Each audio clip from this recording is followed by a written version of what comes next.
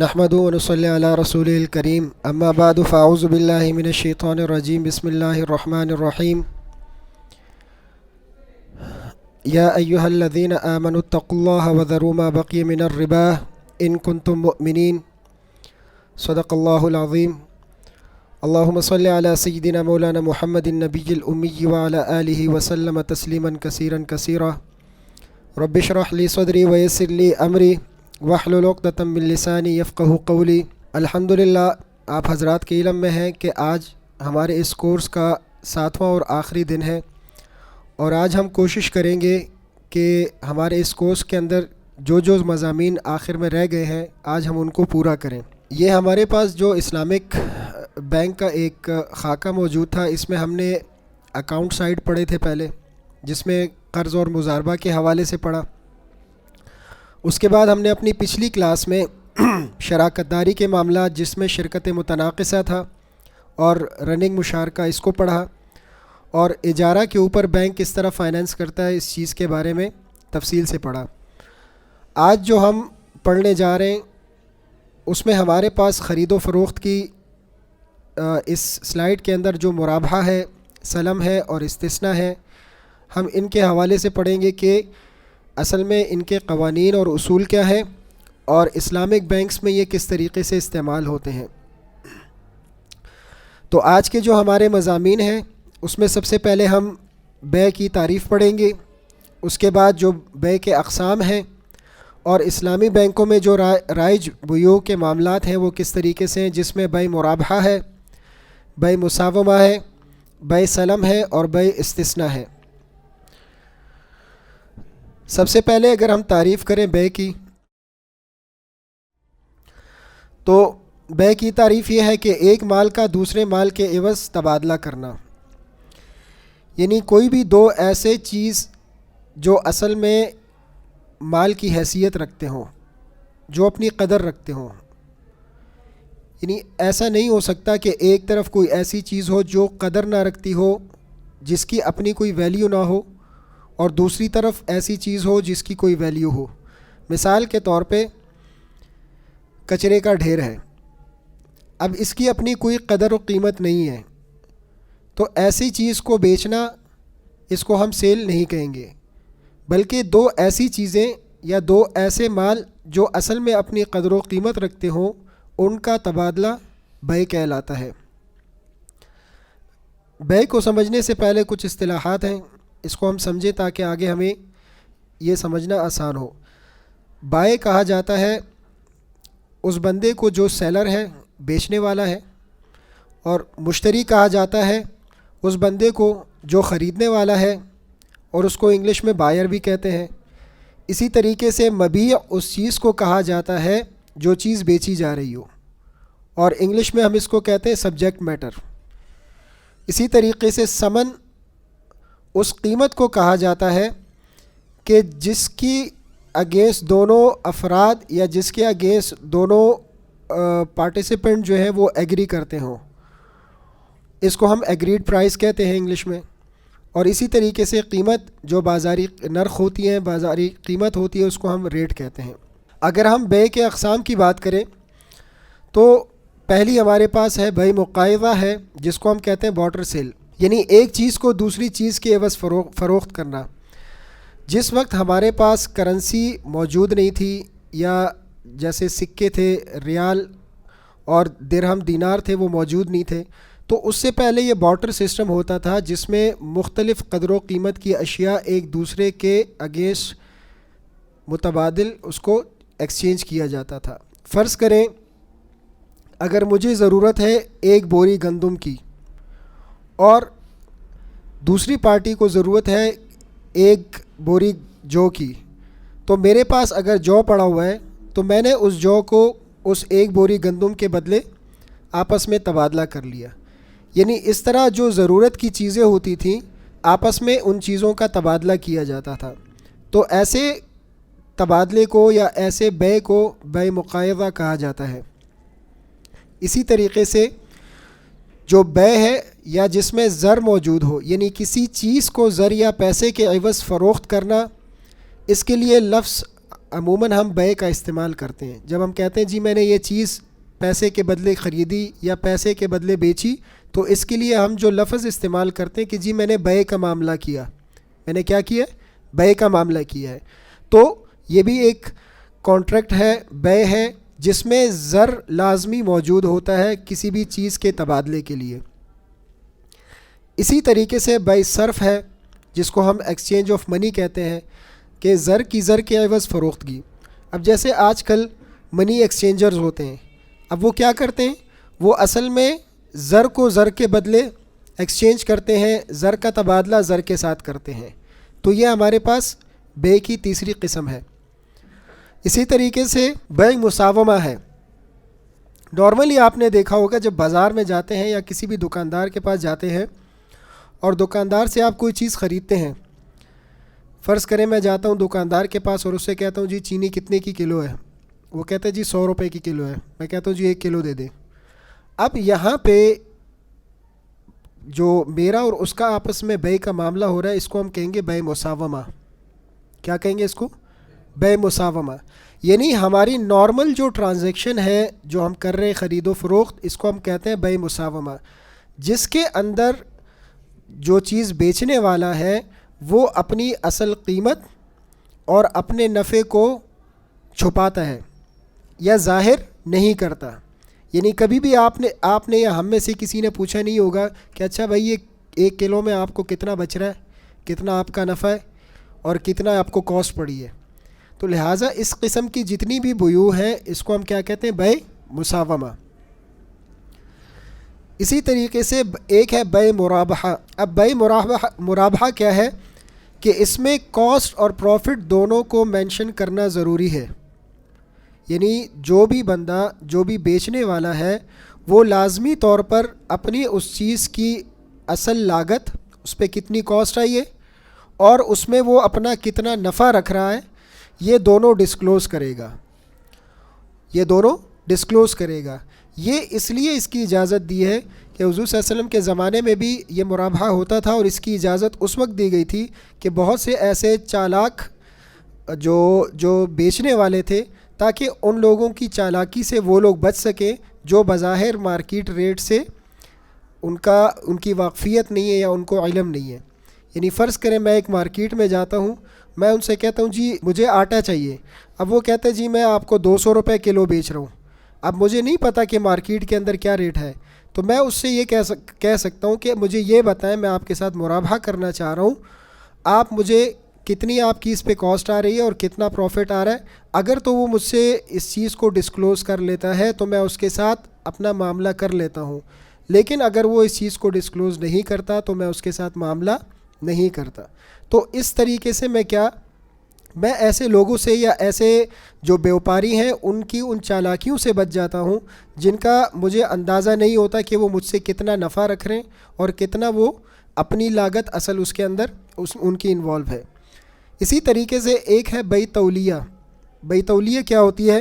کہ کسی بھی چیز کی قیمت, خرید یا لاگت بیان کر کے اسی قیمت یا لاگت کے عوض چیز کو فروخت کرنا. یعنی جتنے کی خریدی ہے اتنے کی ہی بیچ دینا. اس کو کیا کہتے ہیں؟ بے تولیہ. کہ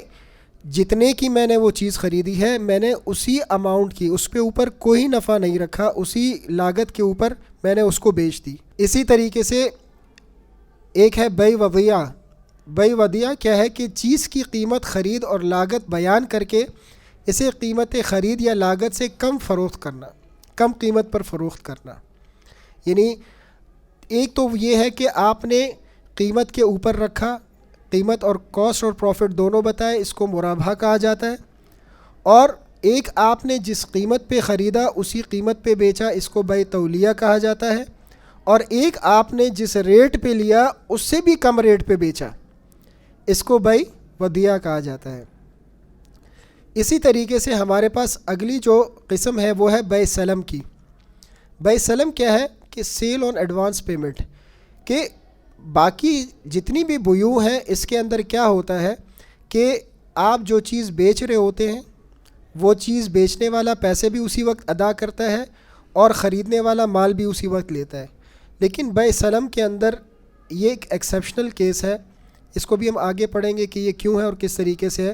لیکن اس کی تعریف کیا ہے کہ زر نقد کے عوض مستقبل میں مقررہ تاریخ پر سامان لینے کا معاملہ کرنا، یعنی آج آپ نے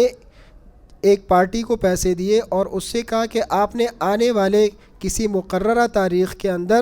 مجھے یہ سامان فراہم کرنا ہے۔ اسی طریقے سے بھائی استثناء ہے، اس کو سیل آف مینوفیکچرنگ گوڈس کہا جاتا ہے کہ مقررہ قیمت کے عوض ایک خاص چیز کا آرڈر دینا۔ جیسے مثال کے طور پہ بیکری والے کے پاس جاتے ہیں اور ان سے کہتے ہیں کہ بھائی ایک کیک بنا دو، ہمارے گھر میں کوئی پارٹی ہے تو ہمیں کیک بنا کے دے دو۔ اب وہ جو آپ کو کیک بنا کے دے رہا ہے اصل میں وہ استثناء کا معاملہ کر رہا ہے، یعنی ایک ایسی چیز جو اس وقت موجود نہیں ہے۔ دیکھیں ہم نے یہ پڑھا تھا شرائط کے اندر خرید و فروخت کے کہ جب وہ چیز جس وقت بیچی جا رہی ہو یا جس وقت آپ معاملہ کر رہے ہو وہ چیز موجود ہو۔ اب یہاں کیا ہے کہ یہاں وہ چیز موجود نہیں ہے، اس نے ایک پروسیس سے گزرنا ہے اور گزرنے کے بعد ایک خاص حیت اور شکل میں آنا ہے، پھر اس کے بعد وہ چیز آپ کو دی جائے گی۔ تو ہمیشہ جو بیع استثناء ہے وہ ان معاملات کے اندر ہوتا ہے کہ جو مختلف مراحل سے گزرنے کے بعد ایک خاص شکل میں وہ چیز تیار ہو کے آئے گی اور پھر اس کو فروخت کیا جائے گا۔ بیع کے ارکان کیا ہیں؟ بیع کے ارکان ہم پہلے بھی پڑھ چکے ہیں کہ جی ایجاب و قبول یعنی آفر اینڈ ایکسیپٹنس کا ہونا ضروری ہے، کہ جب بھی دو پارٹیز یا دو سے زیادہ پارٹیز کے درمیان کوئی معاملہ ہو رہا ہو تو ایجاب اور قبول کا ہونا لازمی ہے۔ اسی طریقے سے جو پارٹیز آف کانٹریکٹس ہیں ان کا عاقل اور بالغ ہونا ضروری ہے اور قانوناً ان کا اہل ہونا ضروری ہے۔ اسی طریقے سے جو ثمن ہے، جو پرائس ہے، آپ جو چیز بیچ رہے ہیں یا جو چیز خرید رہے ہیں اس کی قیمت کا متعین ہونا یہ ضروری ہے، ٹھیک ہے، اور دینا کس ٹائم ہے یہ ضروری ہے۔ اس میں سے کوئی بھی ایسی چیز جو ہے مجہول نہیں رہنی چاہیے۔ اسی طریقے سے جو مبیع ہے یا سبجیکٹ میٹر ہے، جو چیز بیچی جا رہی ہے اس کا تعین ہو کہ کیا چیز میں نے بیچنی ہے، کتنے مقدار میں بیچنی ہے، کس کوالٹی کی ہونی چاہیے اور کب اس کو ڈیلیور کرنی ہے، یہ سارے کے سارے چیزوں کا تعین آپ کے اس کانٹریکٹ کے اندر ہونا ضروری ہے۔ اگر آپ دیکھیں ان چاروں چیزوں میں سے کوئی بھی چیز نہیں ہوگی تو آپ کا کانٹریکٹ کیا ہو جائے گا؟ وہ باطل ہو جائے گا، وہ انویلڈ ہو جائے گا، اور آخر میں کیا ہے کہ وہ نزاع کی شکل اختیار کر جاتا ہے۔ اس لیے یہ کہا جاتا ہے کہ یہ جب بھی آپ کسی کے ساتھ خرید و فروخت کا معاملہ کریں تو جو بیع کے ارکان ہیں وہ لازمی پورے ہوں آپ۔ اب اگر ہم بات کریں کہ جی اسلامک بینکس میں ان میں سے کون کون سے بیوع کس کس شکل میں رائج ہیں، تو سب سے پہلے ہم بات کرتے ہیں مرابحہ کی۔ جیسے ہم نے ابھی پڑھا کہ مرابحہ کے لغوی معنی کیا ہے کہ جی سیل آن کاسٹ پلس پروفٹ۔ آپ کوئی بھی چیز مرابحہ کے معنی ہے یعنی فائدہ دینے کے آتے ہیں کہ آپ کسی کو فائدہ دیں یا بڑھوتری اس چیز کے اندر آ رہی ہو۔ اگر اصطلاحی معنی اس کے دیکھیں تو ثمن اول سے جو چیز ملکیت میں آئی ہو اسے ثمن اول کے ساتھ منتقل کرنا زائد نفع کے ساتھ۔ ثمن اول سے مراد یہ ہے کہ فرض کریں اگر 10 روپے کی ایک چیز میں نے خریدی، اب اس کو میں نے اسی اماؤنٹ کے ساتھ آگے منتقل کی، ثمن اول کو منتقل کی ایکسٹرا نفع کے ساتھ اور ایکسٹرا بینیفٹ کے ساتھ، یعنی وہ میں نے 12 روپے کی بیچی، تو یہ میں نے کیا معاملہ کیا؟ مرابحہ کا، اور میں نے آگے بندے کو بھی بتایا کہ جی یہ جو چیز مجھے پڑی ہے یہ 10 روپے کی ہے اور یہ میں آپ کو 12 روپے کی بیچ رہا ہوں۔ اسی طریقے سے اس کی ایک اور تعریف ہے کہ چیز کی قیمت خرید یا لاگت بیان کرنے کے بعد مزید کچھ نفع اضافے کے ساتھ چیز کو فروخت کرنا، کہ آپ نے کوئی چیز خریدی ایک کم نفع کے ساتھ یا کم اماؤنٹ کے ساتھ اور اس کو آگے بیچی اس کے مزید اماؤنٹ رکھ کے۔ اب اگر ہم مرابحہ کے اصول کی بات کریں تو اس میں مبیع کا معلوم ہونا ضروری ہے۔ جیسے میں نے ابھی ذکر کیا کہ جو سبجیکٹ میٹر ہے، جیسے مثال کے طور پہ ایک شخص مجھے کہتا ہے کہ جی مجھے گندم بیچنی ہے، میں کہتا ہوں کہ جی ٹھیک ہے میں نے گندم خریدنی ہے آپ سے۔ اب جب تک یہ نہیں پتہ ہوگا کہ یہ گندم کس کوالٹی کی ہے، کس جگہ کی ہے، کس قسم کی ہے، تو ہمارا یہ معاملہ جو ہے یہ درست نہیں ہو سکتا۔ لہٰذا آپ جب بھی مبیع کا معاملہ آئے گا اس کے اندر تو اس کا معلوم ہونا ضروری ہے کہ اس میں اس کی کوالٹی، اس کی کوانٹٹی اور مجھے ضرورت کتنی ہے، یہ ساری کی ساری لوازمات اس کے اندر لازمی ہونے چاہیے۔ اس کے علاوہ اس کا متعین ہونا ضروری ہے، کسی غیر متعین چیز کی فروختگی جائز نہیں۔ یعنی میں ایک چیز کا تعین کروں گا کہ بھئی اگر مجھے چاہیے تو کس کوالٹی کا چاہیے گندم۔ اگر میں یہ کہہ دیتا ہوں کہ نہیں آپ کسی بھی قسم کا گندم دے دیں، تو یہ بھی پاسبلٹی ہے کہ جو چیز آپ مجھے لا کے دیں وہ میرے معیار کی نہ ہو، اور بعد میں یہ کیا نزاع کا باعث بن سکے، لہٰذا اس کا تعین بھی ضروری ہے۔ تیسرا یہ ہے کہ وہ چیز موجود بھی ہو، جیسے پیٹ میں بکری کا بچہ وغیرہ جائز نہیں ہے۔ یعنی مثال کے طور پہ آپ نے کسی کو کہا کہ جی یہ جو بکری ہے اس کے پیٹ میں بچہ، یہ میں نے آپ سے خرید لیا۔ اب کیونکہ وہ اس وقت موجود نہیں ہے، اس وقت ایگزسٹ نہیں کر رہا، لہٰذا ایسی چیز کے اوپر مرابحہ نہیں ہو سکتا جو اس وقت موجود نہ ہو۔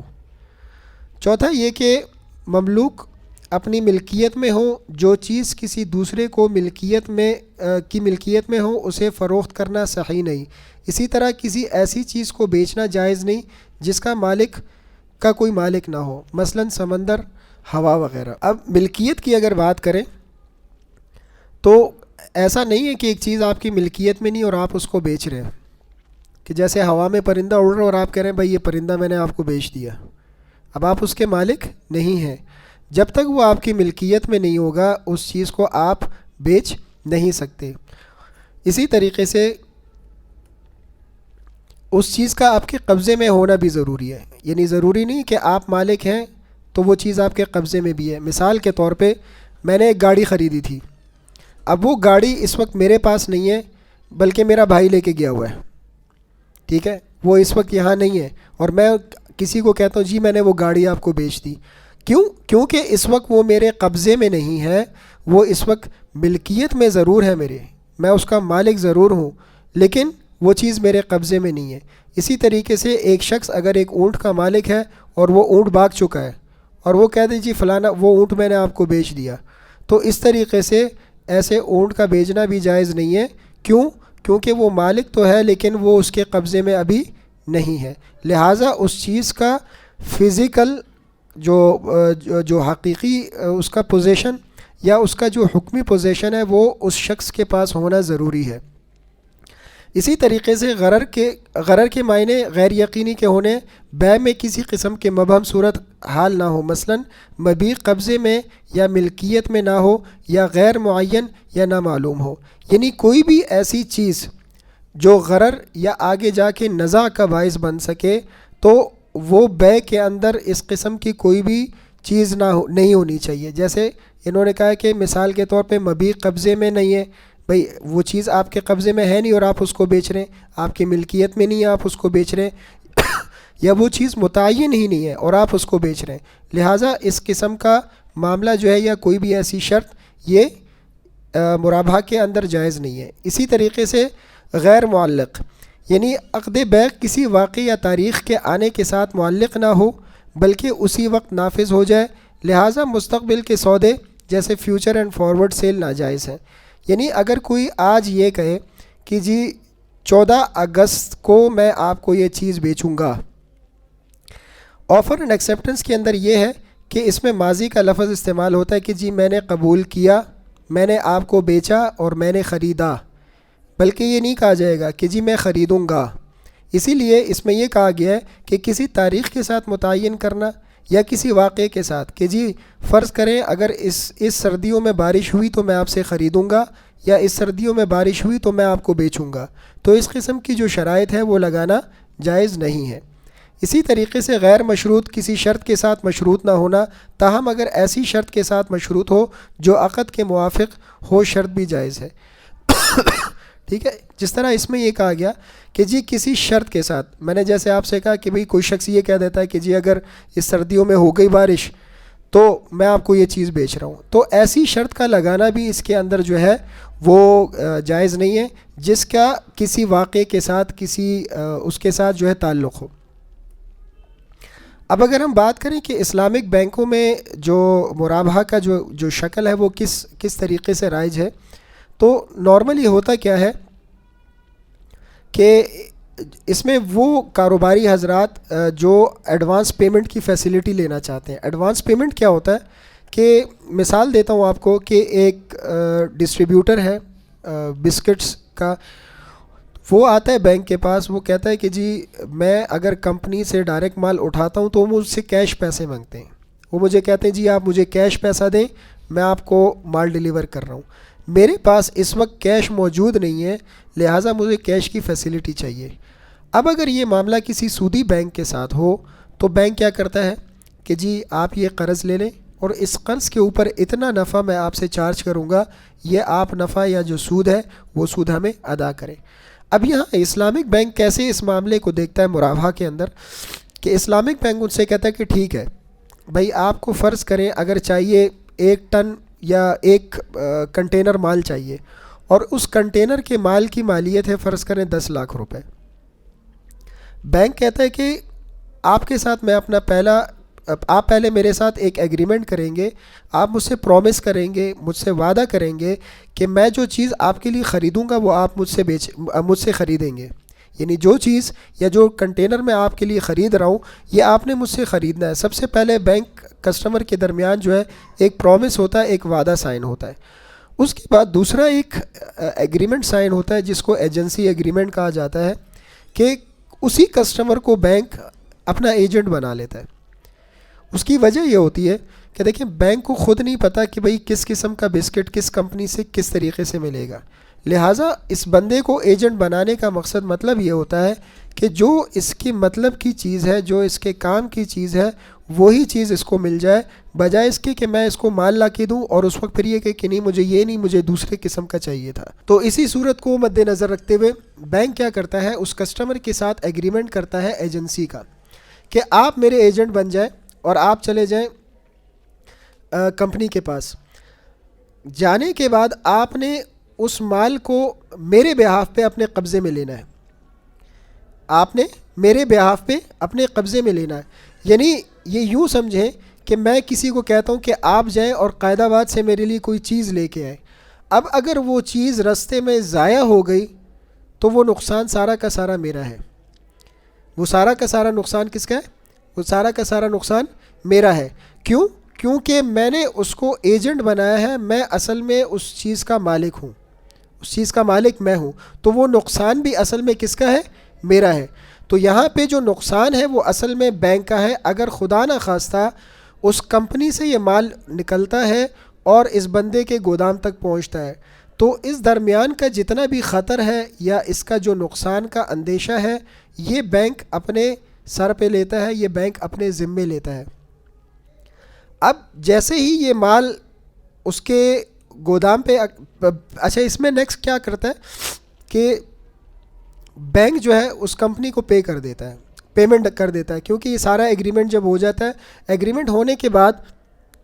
سیکیورٹی ڈپازٹ کی اگر ہم بات کریں کہ سیکیورٹی کے طور پہ کیا رکھا جاتا ہے, تو بعض دفعہ یہ ہوتا ہے کہ بینک جو کمپنی ہوتی ہے وہ اپنے کاغذات رکھوا دیتی ہے, اپنے جیسے گھر کے یا اپنے اس جگہ کے کاغذات رکھوا دیتی ہے تاکہ وہ مزید یہ چیز سیکیور ہو جائے کہ بھئی یہ بندہ ہمیں نقصان نہیں پہنچائے گا, یہ بندہ اگر ہمارا نقصان اس کی وجہ سے ہوا تو ہم اس کی بھرپائی کریں گے. یہ سارے معاملات طے ہونے کے بعد بینک کیا کرتا ہے, پے آرڈر بناتا ہے اور اس کمپنی کے اگینسٹ اس کو دے دیتا ہے کہ بھئی یہ اس کے اکاؤنٹ میں پیمنٹ چلی گئی. جیسے ہی وہ پیمنٹ اس کے اکاؤنٹ میں چلی جاتی ہے, کمپنی کیا کرتی ہے, کمپنی اپنا مال جو ہے وہ ٹرک ڈیلیور کروا دیتی ہے اس بندے کے گودام تک. اب جیسے ہی ٹرک پہنچ گیا گودام کے پاس, یا تو بینک کا نمائندہ وہاں پہنچ جاتا ہے یا یہ لوگ فون کرتے ہیں بینک کو کہ جی اب مال ہمارے گودام پر پہنچ چکا ہے, لہٰذا اب ہم آپس میں آفر اینڈ ایکسیپٹنس یعنی ایجاب اور قبول کریں گے. اب یہاں سے اصل میں مرابحہ کا ایگریمنٹ شروع ہو جاتا ہے. یہاں وہ کیا کہتے ہیں کہ فرض کریں یہ جو ایک ٹرک اس کا جو مال ہے یہ میں 10 لاکھ روپے کا میں نے آپ کے لیے خریدا ہے, اب یہ میں آپ کو 12 لاکھ کا بیچ رہا ہوں, اب میں آپ کو 12 لاکھ کا بیچ رہا ہوں. اب یہاں پہ بینک نے اپنے کاسٹ اور پروفٹ دونوں کو ڈکلیئر کر دیا, یا بینک نے یہ کہا کہ اس 10 لاکھ کا 10% یا اس 10 لاکھ کا 5% میں آپ سے نفع کے طور پہ لوں گا. ٹھیک ہے. اب وہ طریقہ کار یہ ہوتا ہے کہ نارملی اس کو ہم تقسیم کر دیتے ہیں 360 دنوں کے اوپر. 360 دنوں پہ تقسیم کرنے کے بعد فرض کریں اگر اس بندے نے ہم سے کہا کہ جی مجھے 15 دن کے لیے فیسیلیٹی چاہیے یا مجھے مہینے کے لیے فیسیلیٹی چاہیے, تو اس کا تعین اس حساب سے پھر کیا جاتا ہے. بعض لوگ ہیں جن کی پیمنٹ 2 مہینے کے بعد آتی ہیں. کیونکہ یہ مال اس بندے کے پاس آنے کے بعد جب یہ ڈسٹریبیوٹ کرتا ہے اور وہاں سے ریکوری آنا شروع ہوتی ہے تو اس میں ٹائم لگتا ہے. اب وہ 10 دن ہے, بعض لوگوں کے 15 دن ہیں, بعض لوگوں کے 20 دن ہیں. ان کی ریکوری جیسے ہی ہوتی ہے وہ اصل اس اماؤنٹ میں سے اپنا نفع رکھ کے بینک کو اس کا پیسہ اور اس کا نفع واپس کر دیتا ہے. اسی طریقے سے اگر یہ ایگریمنٹ فرض کریں اس شخص کو بار بار ضرورت ہے, اگر وہ چاہتا ہے کہ یہ فیسیلیٹی مجھے ملتی رہے اور مجھے مہینے بعد, 2 مہینے بعد, 3 مہینے بعد, تو بینک اس کے ساتھ ایک ماسٹر مرابحہ ایگریمنٹ کر لیتا ہے کہ بھئی آپ کو بار بار ایگریمنٹ اور یہ سارے لوازمات کرنے کی ضرورت نہیں پڑے گی, ہم ایک ہی دفعہ ایک ماسٹر مرابحہ ایگریمنٹ کر لیتے ہیں جس میں آپ کو نیکسٹ ٹائم اگر ضرورت ہوگی تو ہم پھر آپ کو یہ فیسیلیٹی دیں گے, پھر دیں گے اور پھر دیں گے. اسی طریقے سے بینک کو جب اپنی پیمنٹ واپس مل جاتی ہے تو اس کے بعد پھر وہ اس کے ساتھ دوبارہ دوسرا عقد کرنے کے لیے تیار ہو جاتا ہے. تو یہ بیسیکلی مرابحہ کا ایگریمنٹ ہے جو بینک اس طریقے سے معاملات کرتا ہے. اب اگر ہم بات کرتے ہیں بے مساومہ کی کہ بے مساومہ کیا ہے, ہم نے ابھی پڑھا کہ بے مساومہ وہ چیز ہے کہ جس میں کاسٹ اور پروفٹ جو ہے وہ مینشن نہیں کیا جاتا. یعنی آپ کو صرف ایک چیز بتا دی جاتی کہ فرض کریں ایک بائک ہے, کوئی مجھ سے کہتے جی میں آپ کو یہ بائک بیچنا چاہ رہا ہوں, میں پوچھتا ہوں جی کتنے کی, وہ کہتے جی 1 لاکھ روپے کی. اب میں اس سے یہ نہیں پوچھ رہا جی آپ کو کتنے کی پڑی ہے, بس اگر ہماری آپس میں بارگیننگ سے بات طے ہو جاتی ہے, فرض کریں وہ 1 لاکھ روپے کی بیچ رہا ہے, میں نے اس سے کہا نہیں میں 90,000 کی لوں گا, وہ کہتا نہیں بھائی 95 کی ڈن ہو گئی, میں کہتا ہوں جی 92 کی بات ختم. اسی لیے اس ایگریمنٹ کو بارگیننگ ایگریمنٹ کہا جاتا ہے کہ اس میں بارگیننگ ہوتی ہے. جہاں پر دونوں فریقین رضامند ہو جائیں وہاں پر اس قیمت کو لاک کر لیا جاتا ہے. اب اسلامک بینکس میں یہ کس طریقے سے رائج ہے؟ اسلامک بینکس میں یہ اس طریقے سے ہے کہ ایک کسٹمر آتا ہے اور بینک سے کہتا ہے کہ جی مجھے اس وقت بائک فائنینسنگ چاہیے, کیونکہ اس وقت اسلامک بینکس میں میزان بینک واحد بینک ہے جو اس وقت بائکس فائنینسنگ کر رہا ہے اور وہ مساومہ بیس فائنینسنگ کر رہا ہے. اچھا, اب ایک کسٹمر آیا بینک کے پاس اور وہ کہتا ہے کہ جی مجھے بائک چاہیے, تو بینک کہتا ہے ٹھیک ہے. سب سے پہلے اس کے ڈاکومنٹیشنز ہوتی ہیں, دیکھا جاتا ہے کہ بھئی یہ بندہ سیلریڈ پرسن ہے, بزنس مین ہے, اس کا ایلیجیبلٹی کرائٹیریا ساری چیزیں اس کے لوازمات پورے ہونے کے بعد بینک کیا کرتا ہے کہ رابطہ کرتا ہے شو روم سے. جب شو روم سے رابطہ کرتا ہے ان سے کوٹیشن لیتا ہے, کوٹیشن لینے کے بعد اس شخص سے کہتا ہے کہ بھئی اب آپ کی جو پیمنٹ ہے ہم اس کمپنی کو یا اس شو روم والے کو آپ کی پیمنٹ کر رہے ہیں, ٹھیک ہے. پیمنٹ جیسے ہی ان کو ہو جاتی ہے بینک اس کسٹمر سے کہتا ہے کہ آپ ہمارے بہاف پہ جائیں اور پہلے جا کے وہاں سے اس بائک کو کلیکٹ کریں, کیونکہ یہاں پہ بھی ایگریمنٹ ایک طریقے سے ایجنسی ایگریمنٹ ہوتا ہے کہ آپ سب سے پہلے اس کو کلیکٹ کریں گے, کلیکٹ کرنے کے بعد اس کو ہمارے پاس ہمارے قبضے میں آئے گی. جب یہ ہمارے قبضے میں آئے گی اس کے بعد ہم آپ کے ساتھ جو ایگریمنٹ کریں گے اس کو کہا جائے گا مساومہ ایگریمنٹ, کہ اس وقت میں آپ کو یہ بیچوں گا اور آپ مجھ سے خریدیں گے. ہاں یہ ہوتا ہے کہ اس کا جو ایگریمنٹ ہے یا اس کی جو اماؤنٹ ہے وہ پہلے سے طے شدہ ہوتی ہے. طے شدہ اس سینس میں کہ جب کوٹیشن آ جاتی ہے تو وہ کوٹیشن ہم اپنے کسٹمر کو آفر کرتے ہیں کہ جی یہ کوٹیشن ہے, یہ بائک کی مالیت ہے, یہ 1 لاکھ روپے بتا رہے ہیں, اگر آپ ایگری کرتے ہیں تو ہم آپ کو بیچنے کے لیے تیار ہیں, اگر آپ ایگری نہیں کرتے تو آپ اس آفر کو مطلب وہ کر دیں, ریجیکٹ کر دیں. لہٰذا جب وہ اس آفر کو ایکسیپٹ کر لیتا ہے تو یہ سارے معاملات ہونے کے بعد جب پیمنٹ وہ بائک شاپس کو کر لیتا ہے, کرنے کے بعد بینک جو ہے وہ بائک کسٹمر کو پرووائڈ کر دیتا ہے اور اس کے بعد اس کی اقساط بنا دیتا ہے. سال کی بھی اس میں اویلیبل ہیں, 2 سال کی بھی اویلیبل ہیں, میکسیمم 3 ایئرس کی فائنینسنگ اس وقت ہو سکتی ہے. یہ بھی پچھلے دنوں دوبارہ سٹارٹ ہوئی ہے, لہٰذا اگر آپ میں سے کوئی حضرات لینا بھی چاہیں تو وہ ابھی اپلائی کر سکتے ہیں, کیونکہ یہ تقریباً پچھلے 6 سے 7 مہینوں تک بند تھی, یہ فیسلٹی بند کی ہوئی تھی, لہٰذا یہ بھی دوبارہ انہوں نے شروع کی ہے. تو بیسیکلی بے مساومہ جو ہے وہ اسلامک بینکس کے اندر یا میزان بینک کے اندر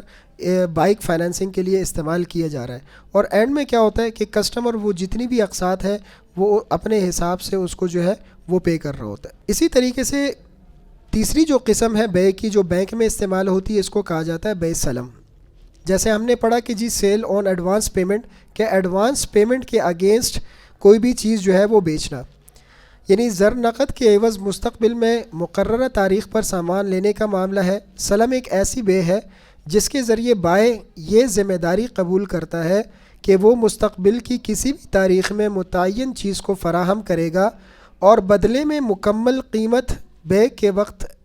پیشگی لے لیتا ہے۔ یہاں قیمت نقد ہے لیکن مبیع کی ادائیگی معجل اور مؤخر ہے۔ یعنی جو بیع سلم کا کانٹریکٹ ہے یہ کب شروع ہوا؟ یہ حضور صلی اللہ علیہ وسلم کے زمانے، بلکہ ان کے زمانے سے بھی پہلے چلا آ رہا ہے، جس کے اندر پھر حضور صلی اللہ علیہ وسلم نے کچھ تبدیلیاں کروائیں۔ جب حضور صلی اللہ علیہ وسلم مدینہ تشریف لے آئے تو وہاں جتنے بھی جو لوگ رہتے تھے وہ کیا کرتے تھے کہ وہ 1 سال 2 سال یا 3 سال کے اوپر جو ہے نا وہ کھجوروں کے باغات اور وہ کھجور جو ہے نا وہ بیچتے تھے، جس میں نہ وہ اس کی مقدار کا تعین کرتے تھے، نہ اس کی جو ہے نا وہ قیمت کا تعین کرتے تھے، نہ اس کے ٹائم کا تعین کرتے تھے۔ لہٰذا اللہ کے نبی نے پھر ان کو یہ ساری چیزیں بتائیں کہ آپ استثناء کا معاملہ کریں۔ اس کی وجہ یہ ہوتی ہے کہ جو چھوٹا تاجر ہوتا ہے وہ مجبور ہوتا ہے اپنے اس ضروریات کو پورا کرنے کے لیے اس وقت تک جب تک وہ اس کی فصل تیار نہیں ہوتی، لہٰذا اس کو پیسوں کی ضرورت ہوتی ہے کہ وہ اپنی فصل کے لیے بیج وغیرہ کا انتظام بھی کرے اور اپنی جو دیگر ضروریات ہیں زندگی ہے اس کو بھی پورا کرے۔ تو ایسی صورت میں اس وقت جتنے بھی لوگ تھے وہ یہودیوں سے جا کے سود کے اوپر قرض لیتے تھے۔ جب اللہ کے نبی مدینہ آئے تو انہوں نے پھر اس کی اجازت دی کہ آپ سلم کے معاملے کو اس طریقے سے کر سکتے ہیں، لہٰذا یہ جائز ہے۔ اچھا، اب بے سلم کے اصول میں اگر ہم دیکھیں تو خریدار پوری عقد کے جو اماؤنٹ ہے وہ پوری کی پوری اسی وقت ادا کرے گا جس وقت عقد ہو رہا ہوتا ہے، یعنی جو اماؤنٹ ہے وہ اسی وقت ادا کرتا ہے جس وقت عقد ہو رہا ہوتا ہے۔ اسی طریقے سے سلم صرف ان اشیاء میں ہو سکتی ہے جن کی کوالٹی اور مقدار پہلے سے متعین ہو، یعنی آپ یہ بتا سکتے ہیں کہ جی میں یہ چیز خرید رہا ہوں یا میں نے آپ کو یہ پیسے دے رہا ہوں اور آپ مجھے اس قسم کی گندم کاشت کر کے دیں گے یا اس قسم کا آم جو ہے وہ کاشت کر کے دیں گے، یعنی کیونکہ یہ اس کا تعلق زیادہ تر جو ہے وہ زراعت کے ساتھ ہے اور اسلامک بینکس کے اندر بھی اس کا زیادہ تر معاملہ جو ہے وہ جو زراعت ہے انہی کے ساتھ ہوتا ہے، یا زراعت سے منسلک جتنے بھی لوگ ہیں ان کے ساتھ اس کا تعلق ہے۔ اسی لیے یہ کہا جاتا ہے کہ جو بھی چیز آپ ان سے یہ کہہ رہے ہو کہ جی مجھے آپ سے خریدنی ہے تو آپ نے ان کو کوالٹی بھی بتانی ہے کہ بھائی میں جو آپ سے چیز خریدنا چاہ رہا ہوں اس کی کوالٹی یہ ہونی چاہیے اور اس کی کوانٹٹی اتنی ہونی چاہیے۔ اسی کے طریقے سے کسی بھی متعین چیز یا متعین فارم کی پیداوار سلم نہیں ہو سکتی۔ اگر آپ نے یہ کہہ دیا کہ جی مجھے اس خاص کھیت کا یا اس خاص فارم کا آم جو ہے مجھے صرف یہ چاہیے تو اس کا تعین سلم کے اندر نہیں ہو سکتا۔ اس کی وجہ یہ کہ فرض کریں اگر کوئی بھی ایسی آفت آ گئی اور وہ کھیت تباہ ہو گیا تو ایسی صورت میں وہ جو نقصان ہے وہ آپ ایک طریقے سے وہ برداشت کرے گا، لہٰذا اس لیے آپ اس کا تعین نہیں کر سکتے۔ ہاں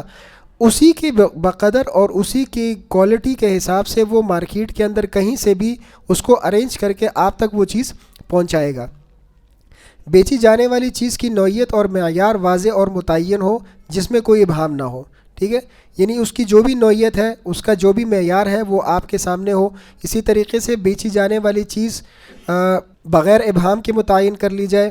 تاریخ اور جگہ کا تعین ضروری ہے۔ اسی طریقے سے بے سلم ایسی چیز میں نہیں ہو سکتی جس کی فوری ادائیگی ضروری ہوتی ہے، جیسے مثال کے طور پہ سونا چاندی، یعنی اگر آپ سونا خرید رہے یا سونا بیچ رہے تو اس کی ادائیگی کیونکہ ضروری آن دا اسپاٹ ہوتی ہے، تو ایسی چیز کے اوپر آپ بے سلم جو ہے وہ نہیں کر سکتے۔ اسی طریقے سے جس چیز کی بے ہو رہی ہو وہ معاہدہ طے پانے کے دن سے قبل مارکیٹ میں دستیاب ہو، یعنی اگر آپ کسی ایسی چیز کے اوپر معاہدہ کر رہے ہیں کہ وہ چیز مارکیٹ میں ہے ہی نہیں یا جس وقت آپ کو ضرورت ہے اس وقت وہ مارکیٹ میں ہے ہی نہیں، تو ایسی چیز کے اوپر سلم نہیں ہو سکتا۔ اب اسلامک بینک میں رائج اس کی شکل کیا ہے کہ مثال کے طور پہ ایک کسان آتا ہے بینک کے پاس اور بینک سے کہتا ہے کہ جی میری کچھ اس طرح ضروریات ہیں اس کو پورا کرنا ہے، میری کچھ ایسی ضروریات ہیں جس کو میں نے پورا کرنا ہے، لہٰذا مجھے فائنینسنگ کی فیسلٹی چاہیے۔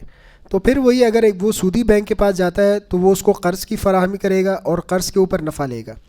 اب یہاں کیونکہ سلم کی اجازت ہے تو اسلامک بینک یہاں جو معاملہ کرتا ہے وہ سلم کا معاملہ کرتا ہے۔ بینک کہتا ہے ٹھیک ہے بھائی کوئی مسئلہ نہیں، میں آپ کو یہ پیسے دے رہا ہوں، اور یہ پیسے دینے کے بعد آپ نے مجھے گندم جو ہے وہ اس مقدار کی اور اس معیار کی اور اتنی کوانٹٹی کے اندر جو ہے مجھے اس تاریخ تک جو ہے وہ فائنل کر کے دینی ہے۔ وہ کہتا ہے ٹھیک ہے۔ اب وہ اپنی پوری محنت کرتا ہے، اپنا پورا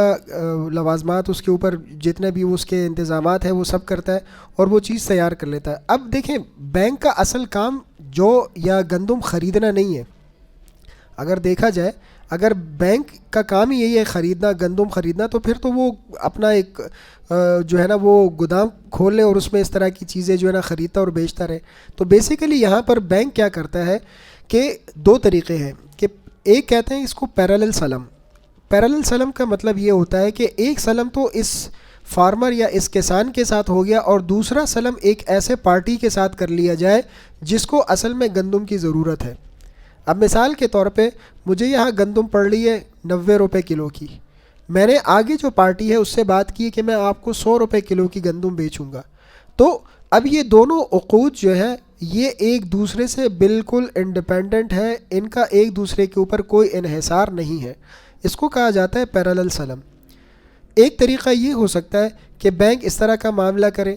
دوسرا طریقہ یہ ہے کہ اکثریت بینک کے اندر اس طرح کا معاملہ پاسبل نہیں ہوتا، کیونکہ ضروری نہیں ہے کہ بینک کو اسی وقت وہ بندہ ملے جس کو گندم کی ضرورت بھی ہو۔ لہٰذا بینک کیا کرتا ہے سیم اسی طریقے سے اس کسان کو ہی اپنا ایجنٹ بنا لیتا ہے۔ اس کو کہتا ہے کہ یہ جو گندم تم مجھے دو گے یہ 90 روپے کی میں آپ سے لوں گا اور اس کو مارکیٹ میں آپ اس سے اچھے نرخ کے اوپر بھیجو۔ اب مثال کے طور پہ مارکیٹ کے اندر یہ گندم لاتا ہے اور 100 روپے کے حساب سے اس گندم کو بیچتا ہے۔ اچھا اس میں ایجنسی ایگریمنٹ کے تحت ایک طریقہ یہ بھی ہے کہ بینک اس بندے کو یا اس کسان کو ایجنسی ایگریمنٹ کی مد میں کوئی نہ کوئی معاوضہ بھی دے، ٹھیک ہے، یعنی ایجنسی ایگریمنٹ کے مد میں کوئی نہ کوئی معاوضہ بھی دے۔ وہ یہ بھی کہہ سکتا ہے کہ بھئی اگر آپ نے 100 روپے کی بیچی، 100 کے بجائے 105 کی بیچی تو وہ 5 روپے آپ کے، یا آپ نے اس کو 110 روپے کی مارکیٹ میں بیچی تو وہ 10 روپے آپ کے۔ لہٰذا ایجنسی ایگریمنٹ ہوتا ہے اور اس ایگریمنٹ کے بعد جب پیسے کی ریکوری ہوتی ہے کسان کے پاس تو وہ اماؤنٹ وہ بینک کو واپس کر دیتا ہے۔ اسی طریقے سے بینک اس سلم کا معاملہ بھی کر لیتا ہے اور اس کسان کی جو ضرورت ہے وہ ضرورت بھی پوری ہو جاتی ہے۔ تو یہ آج کل جو رائج ہے بینکوں میں یہ سلم کا طریقہ کار ہے۔ آخری جو ہمارے پاس ہے وہ ہے استثناء کا طریقہ۔ بے استثناء کیا ہے کہ یہ سیل آف مینوفیکچرنگ گڈس، یعنی جیسے ابھی ہم نے ذکر کیا کہ جب بھی ایسا کوئی معاملہ ہوتا ہے جس میں صنعت کاری جو ہے وہ بیچ میں لازمی آتی ہے تو ایسے معاملے کو ہم یا ایسے بے کو ہم بے استثناء کہتے ہیں۔ بے استثناء کے لغوی معنی کیا ہے؟ طلب صنعت ہے، یعنی کسی سے کوئی چیز بنوانا۔ اصطلاحی معنی کیا ہے؟ مقررہ قیمت کے عوض آرڈر پر خاص چیز تیار کرانا، کسی خاص چیز کو خاص طریقے پر تیار کرنے کا آرڈر دینا جس کا مادہ بنانے والا ہی مہیا کرے۔ اس میں یہ شرط لازمی ہے، یہ شرط اس میں لازمی ہے کہ جو بھی اس کا مٹیریل ہے وہ وہی بندہ پرووائڈ کرے گا جو اس کو بنا رہا ہے۔ اگر مثال کے طور پہ جو بنانے والا بندہ ہے وہ اس بنوانے والے سے یہ معاہدہ کرے کہ جو چیز میں بنا رہا ہوں اس کا جتنا بھی مادہ ہے یہ آپ مجھے پرووائڈ کریں، تو ایسی صورت میں اس بندے ان کا جو آپس میں ایگریمنٹ ہوگا وہ استثناء کا نہیں ہوگا بلکہ اجارہ کا ہوگا، اور اجارہ میں بھی اجارۃ الاشخاص ہوگا۔ جیسے ہم نے لاسٹ ٹائم اجارہ کے اندر دو اقسام پڑھی تھی کہ جی ایک اجارۃ الاشیاء ہے اور ایک اجارۃ الاشخاص ہے، کہ ایک بندہ اپنی چیز رینٹ کے طور پہ دیتا ہے اور ایک بندہ اپنی محنت جو ہے وہ پرووائڈ کرتا ہے، اس محنت کے عوض جو پیسہ لیتا ہے یا جو اجرت لیتا ہے اس کو اجارۃ الاشخاص کہتے ہیں۔ تو لہٰذا یہ فرق ہے اجارہ کے اندر اور بے استثناء کے اندر کہ اس میں جو بنانے والا ہے وہ مادہ بھی اپنا جو اس کا مٹیریل لگنا ہے وہ مٹیریل بھی خود لگائے گا اور اس کے اوپر محنت بھی کرے گا۔ بے استثناء کے اصول: جو چیز آرڈر پر بنائی جا رہی ہے اس کی کوالٹی اور کوانٹٹی کا تعین ہونا، ٹھیک ہے، جیسے پچھلے ہم اس میں پڑھ رہے ہیں کہ جتنی بھی بیوع ہیں اس میں اندر جو بھی چیز بنوائی جا رہی ہے یا جو بھی چیز خریدی بیچی جا رہی ہے اس کی کوالٹی اور کوانٹٹی کا تعین کرنا ضروری ہے۔ اس کے علاوہ اس کا وقت متعین ہو کہ جی یہ کب تک بنا کے دینا ہے۔ اب ایسا نہیں ہے کہ فرض کریں میں نے ایک بیکری والے کو کہا جی مجھے کیک بنا کے دے دیجیے گا، اس نے کہا ٹھیک ہے میں بنا دوں گا، اب وہ بھی بیٹھا رہا اور میں بھی بیٹھا رہا، ہم نے کوئی وقت کا تعین نہیں کیا، تو اس قسم کا جو استثناء ہے وہ باطل ہو جاتا ہے۔ وہ چیز مارکیٹ میں اس وقت موجود نہ ہو، جیسے میں نے ابھی ذکر کیا کہ استثناء کے اندر وہ چیز کیا ہے، وہ اس وقت اویلیبل نہیں ہوتی مارکیٹ کے اندر۔ اگر وہ اویلیبل ہے تو اس کے اوپر استثناء نہیں ہو سکتا، کیوں؟ آپ اس کو ڈائریکٹ پھر خرید کے بیچ سکتے ہیں، اس کے اوپر مرابحہ کر سکتے ہیں، اس کے اوپر مساومہ کر سکتے ہیں۔ اسی طریقے سے ادائیگی عقد کے شروع میں یکمشت یا اقساط میں۔ اچھا اس میں یہ ہے کہ اس میں پاسبلٹی یہ ہے کہ آپ آن دا اسپاٹ یا تو ساری پیمنٹ کر دیں، یہ جیسے میں نے آپ کو ابھی اس بیکری کی مثال دی کہ میں گیا اور بیکری والے کو میں نے جب آرڈر دیا تو مے بھی پاسبل ہے کہ میں اس کو سارے پیسے ایک دفعہ دے دوں، یہ بھی پاسبلٹی ہے کہ میں نے اس کو آدھے بھی دے دیے اور کہا کہ آدھے میں اس وقت دوں گا جس وقت آپ بنا کے دے دیں گے۔ اگر یہ بات کنسٹرکشن کی طرف ہے، کیونکہ استثناء زیادہ تر کنسٹرکشن سائٹس پہ بھی استعمال ہوتا ہے، اب اس میں کیا طریقہ کار ہوتا ہے کہ فرض کریں میں نے ایک پیمنٹ دی اور ان کو کہا کہ جی فی الحال آپ جتنی بھی ان کا جو بنیادیں ہیں وہ بنیادیں بنا دیں۔ اب جب یہ بنیادیں بن گئیں اور میں نے سروے کر لیا، میں نے اوکے کیا کہ جی ٹھیک ہے، میں نے ان کو پہلی قسط دے دی،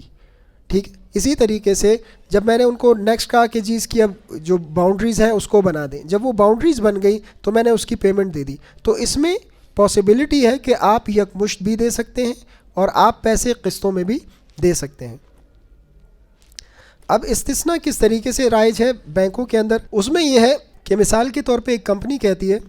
کہ جی میرے پاس را مٹیریل پڑا ہوا ہے لیکن اسے بنانے کے لیے، اسے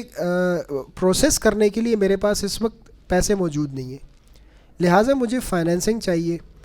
اب وہی بات کہ اگر یہ کسی سودی بینک کے پاس جاتا ہے تو وہ اس کو قرض کی صورت میں پیسہ فراہم کرے گا۔ اسلامک بینک کے پاس اس کا متبادل کیا ہے، وہ بے استثناء کی شکل میں موجود ہے۔ بے استثناء اس صورت میں ہے کہ بینک اس بندے سے کہتا ہے کہ مثال کے طور پہ یہ بندہ جو ہے یہ بیکری آئٹمز بناتا ہے، یہ ایسی انڈسٹری ہے جو بیکری آئٹمز بنا رہی ہے۔